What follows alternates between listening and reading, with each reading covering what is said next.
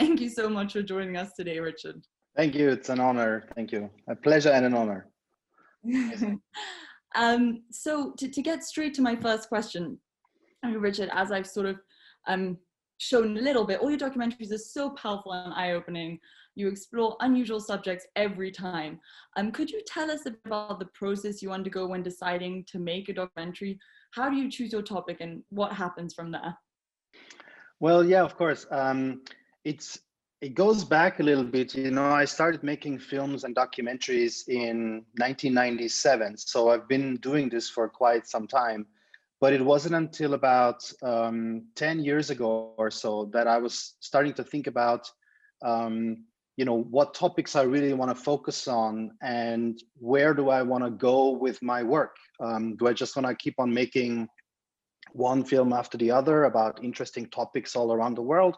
Or do I want to be a bit more focused and actually make a difference?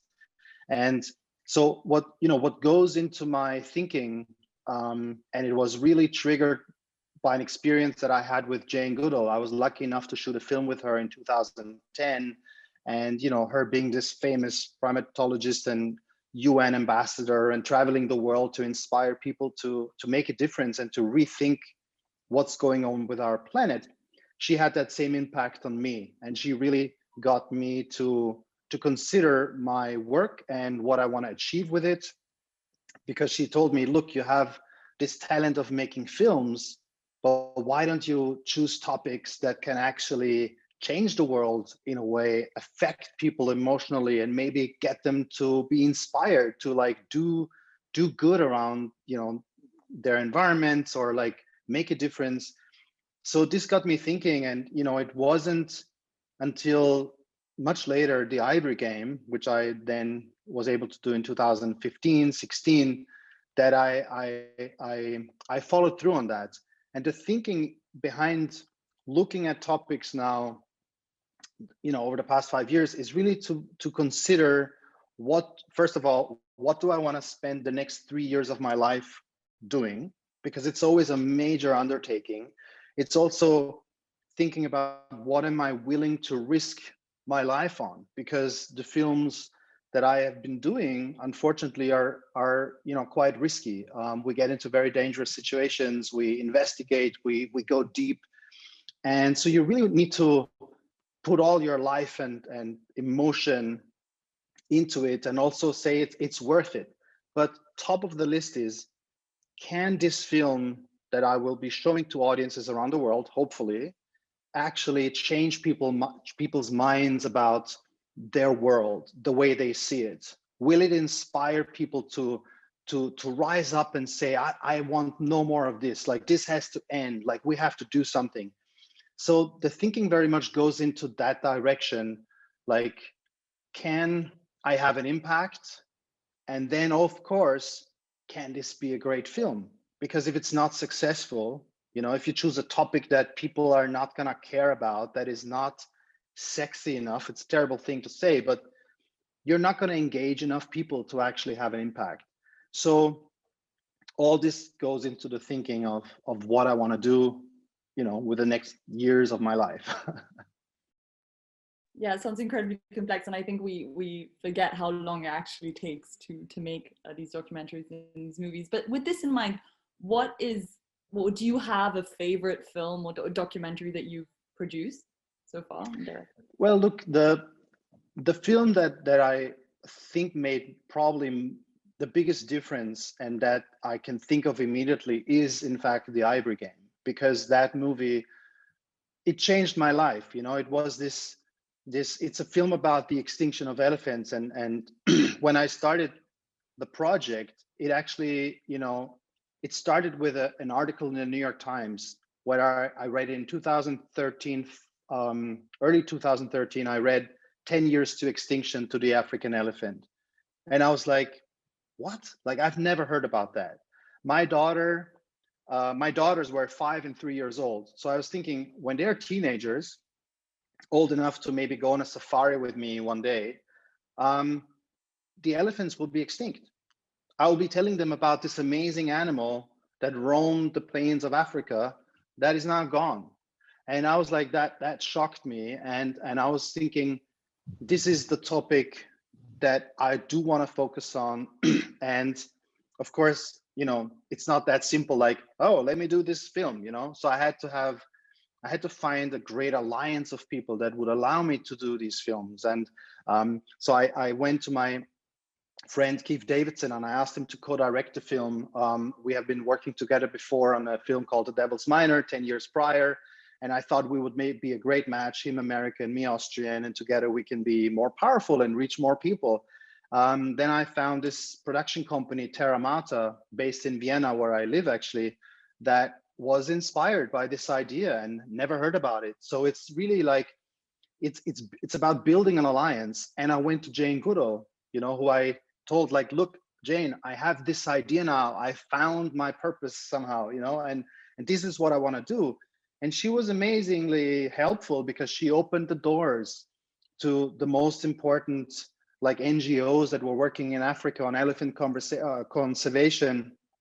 And so, you know, I dove into this experience and I think it really changed my life. And, you know, last but not least, it was also the first time I actually worked with my wife. My wife is a production manager of the Ivory Game, but also on Sea of Shadows, my last film.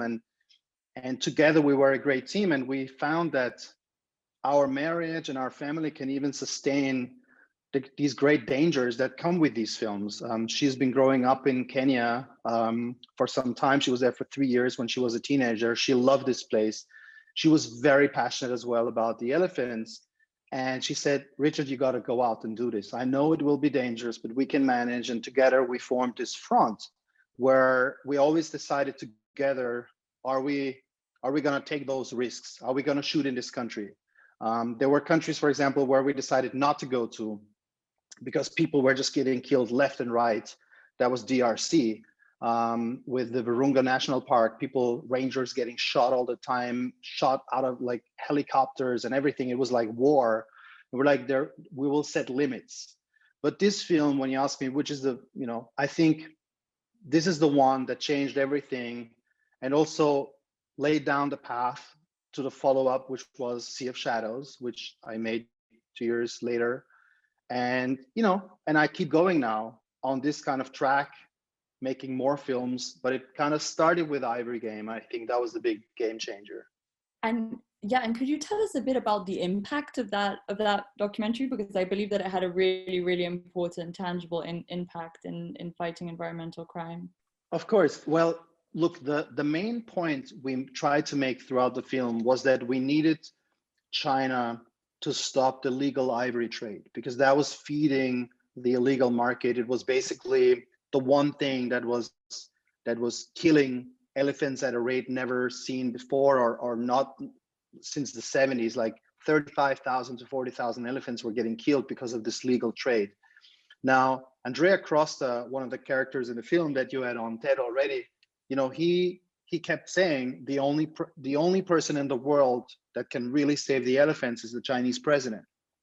So we were very keen on getting this film to China, but because this was a Netflix film, they don't have Netflix in China. Netflix is not, I don't know if it's banned, but they can't watch it there. So we had little chance of getting it to be seen, but somehow we had a little help from Jane Goodall, who actually was touring China at that time. And she was telling people about the film and she was kind of giving them, links and DVDs to kind of watch it and track it. And it was the biggest surprise in the world when about 4 weeks after her trip to China, which was also 4 weeks after the world premiere on Netflix, she told me that there is going to be some major progress in China. The right people have seen it, and there's going to be some big announcement before the end of the year.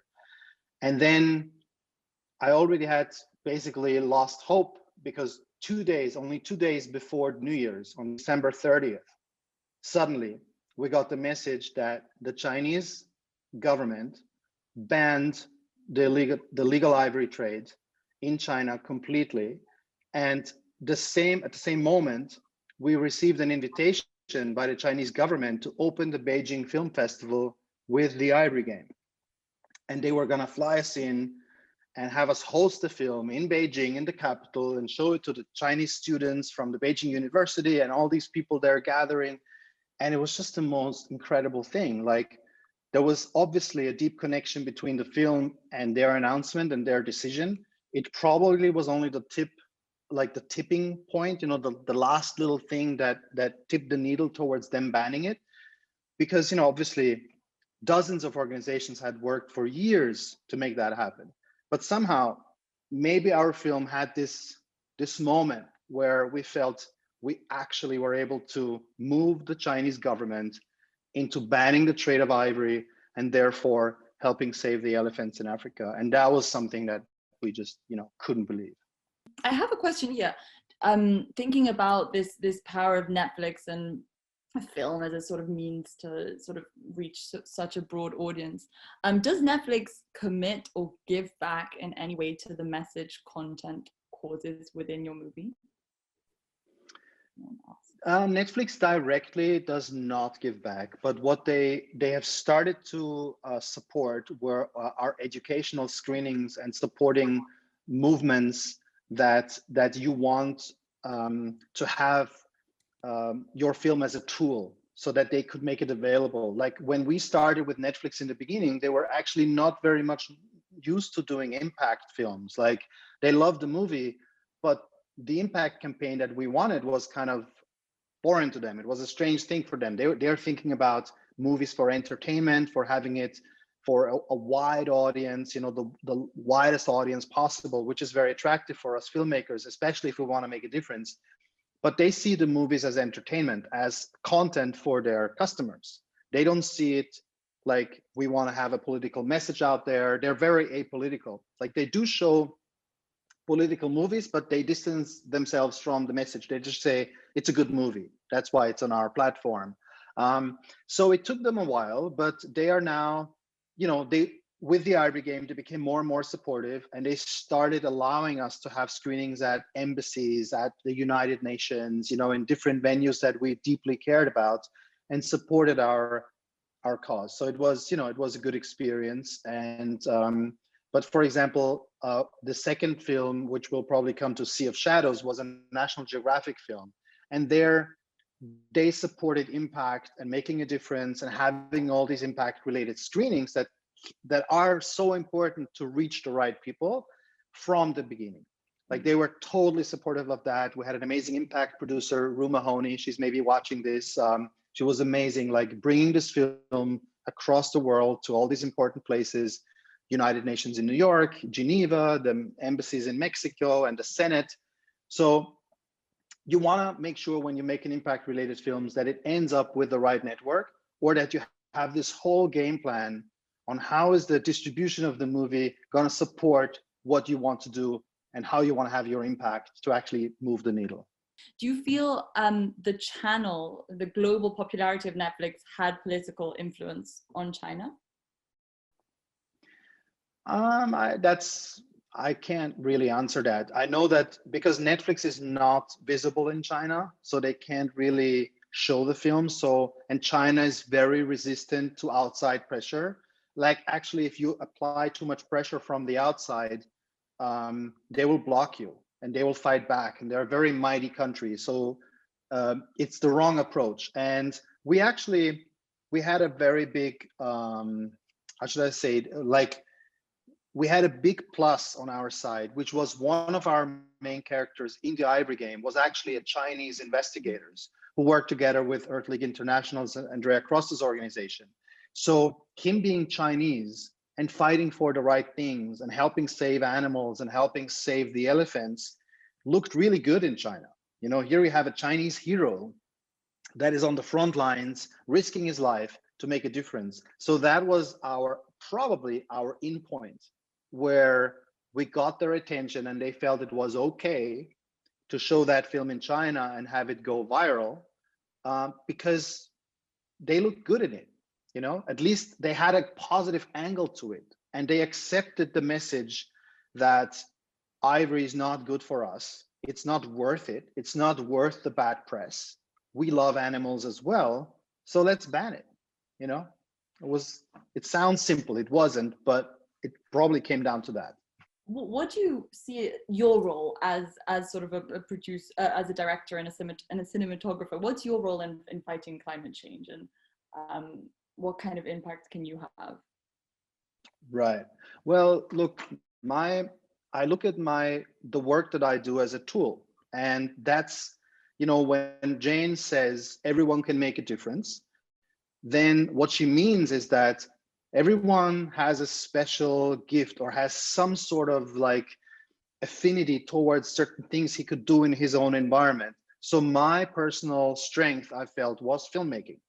So I started to use the power of film to to try to make a difference and to make the world a better place, if that's possible. So this is where it all begins, and I see my job maybe to also shine a light on the selected few people that I really think should get much more attention around the world, that should be in the limelight, should be in the spotlight, that people should notice and support. So my work begins as an investigator.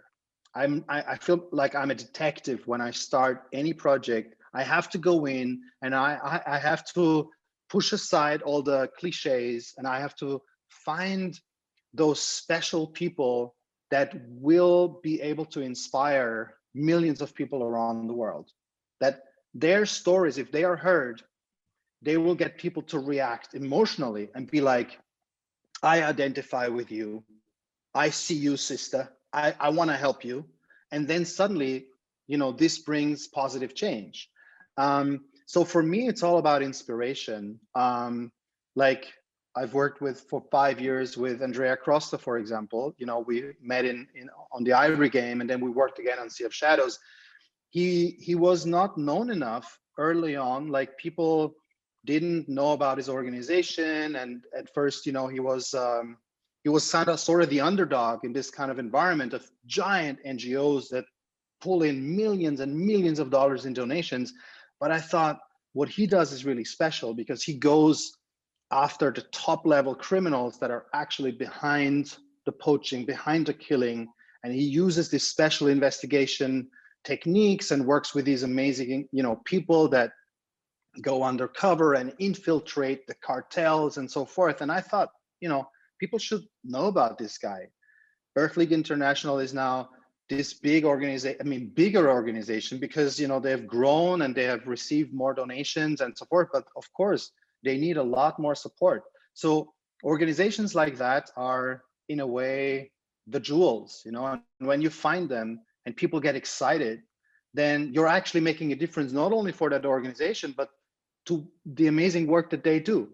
So this is what I look for in every project. And with the Ivory Game, we had different organizations, and finding this Chinese investigator, knowing he will be able to inspire the Chinese, or finding that woman Georgina Kamanga in Zambia, a woman as the top level intelligence officer fighting poachers in the bush. Like I thought, wow, here's a woman doing amazing things. So this is what I go for. I look for amazing characters, inspiration, and the power to open people's minds. That's really inspiring. And leading on from that, have you met, or do you have any stories of people who have sort of interacted with your documentaries and really been really inspired to make changes in their life in the sustainability sphere? Again and again, I get these emails from people who said, I joined Sea Shepherd and I'm now on the ship kind of in the Sea of Cortez fighting poachers, because I saw your movie. Or people donated money to certain organizations they had never heard about before, or people stopped, or, for example, ivory, they said, I just destroyed my grandma's ivory. And I was like, okay. Because it was their contribution to saying enough is enough. Animals shouldn't have a dollar tag on it and shouldn't be worth anything. If you own those dead pieces of whatever, get rid of it. Like make a point. But what I find most inspiring is when people, for example, filmmakers follow this approach and start to think about what films they want to make, not just films in general. and that they contact me and ask me for an internship, or they ask me for advice, and I can help them, move forward, and then they're off on their track. So there's a lot of like dozens of interactions where I noticed like I've changed people's thinking, inspired them, and that's all then great. It's kind of, that's what keeps me going. That's what recharges my batteries every time, is when I get all these contact requests from people saying, I saw this film and I just got two today actually, from people who said, I saw Ivory Game and really want to make a difference. Can I join you on the next project? I'm a photographer, I'm this and that. And I'm like, yes, great. Let's go. Could you tell us a bit more about the film industry? Because this is really interesting. I mean, we haven't had the insight from someone that's directly in the film industry in TEDxArchivorum so far. Has it been experiencing changes towards more socially conscious themes? And what's your role within the industry?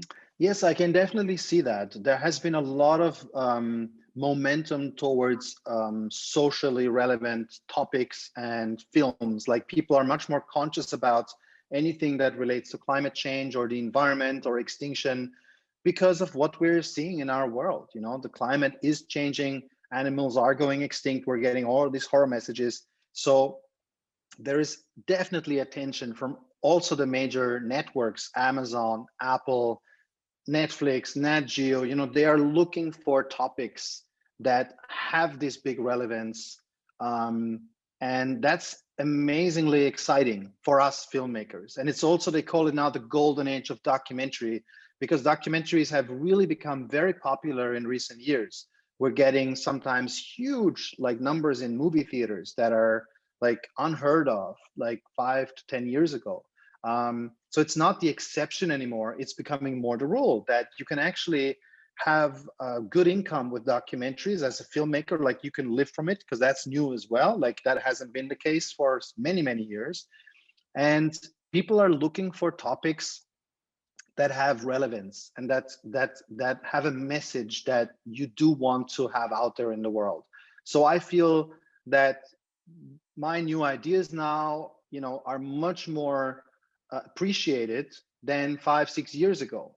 Also, I mean, look at Netflix. There is this, for example, this big show with David Attenborough that does not only talk about the beauty of the planet, it looks at the other side now. It looks at the flip side. The camera now, from these beautiful icebergs with these beautiful animals on it, ice bears, polar bears, that's the English word. Suddenly the camera pans to the right and shows the oil refinery behind it. That didn't used to happen. So people are interested for the truth, and you're definitely being heard much more in the industry when you pitch a project that many years ago would have been completely unsellable because it wasn't entertaining enough. It didn't show enough beauty. But I do want to warn filmmakers that think, oh, the world wants to see extinction stories now, and this dark side of our planet. We have to be very careful, because a lot of filmmakers make the mistake of producing a film that is so horrifying and sad and depressing and unfortunately uninspiring that they turn people off. We're living in a dark age in a way as well. I mean, the pandemic is just one part of the story. We have serious problems around the planet, and we need to be careful not to overload on the negative. So that's why for me, it's very important to look for the hope, for the inspirational stories, for those stories that are the lights in the darkness, the people who are fighting back, the people who are going out there to make a difference, even if it will kill them or could kill them. They're like, I've had enough. I'm standing here, standing my ground, and I'm not going to let them destroy this forest, kill these animals. I'm going to stand in the way and do everything I can to stop this, because enough is enough. And when you shine a light on these people, and they're not seen as freaks, but as like actually very respective human beings, that where you think that should be me out there, I should go there and do the same thing. This is where you have to get your audience.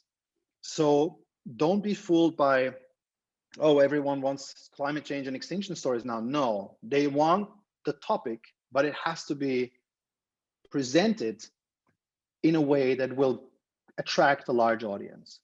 So are you hopeful for the future? Are you hopeful about the good in human beings? If we can... Yes, I'm optimistic because we're having a young generation that is now growing up from teenage age with the truth, with consciousness of what is happening with our planet. And I think that is very inspiring. And for example, in Sea of Shadows, we had this young drone pilot, Jack Hutton, with the Mohawk on the ship, and I think he was 22 when we filmed with him. Incredible. And the whole crew on the ship, the average age was like 20 or something, 22, 23.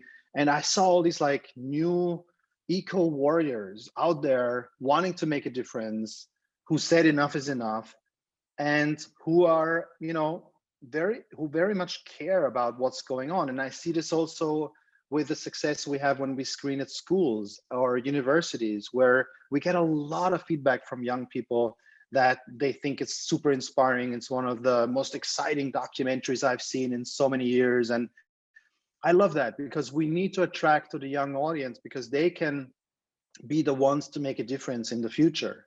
So that's why, for example, the films as well, I try to really not make old school films. Like, it's just not in my DNA. I don't want to go there. So I try to make them very much appreciated by young people, like 14 and plus. Like, I want them to be excited and not fall asleep.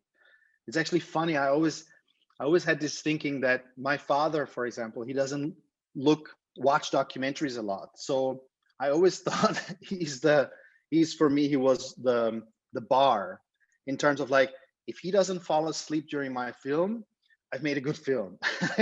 So it's like, you have to be exciting with your message, and that's very important.